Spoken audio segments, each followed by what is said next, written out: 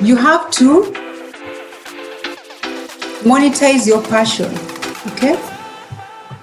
It will not become profitable if you cannot attach money to it. You cannot attach value to it. So you have to determine how much you're going to sell your product or service. But as you determine the price, one of the things you have to consider is how much did it cost you to put it together?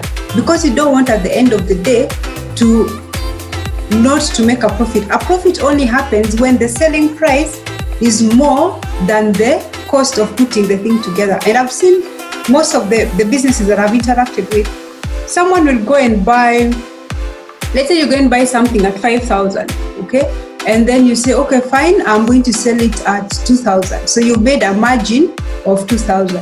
That margin of 2,000, I'm going to sell it at 10,000. So you look like you made a margin of 5,000. But that margin of 5,000 is not your profit, because you have to consider the cost of that thing that you bought, but also your time that you've put into going to buy that thing, your airtime, your cost of like where you're storing the whole thing. So most of the time, I find many people looking at, I have sold something and I bought it at this much, the difference is my profit. No, the difference is just the margin that you've made. Your profit comes when you've looked at your overheads, you've looked at your own time, because some of us entrepreneurs don't pay ourselves. You've looked at the cost of other operational costs that you have together. It's only then that you can be able to determine, is my product profitable or no? But as you determine the price, there are many other factors to consider.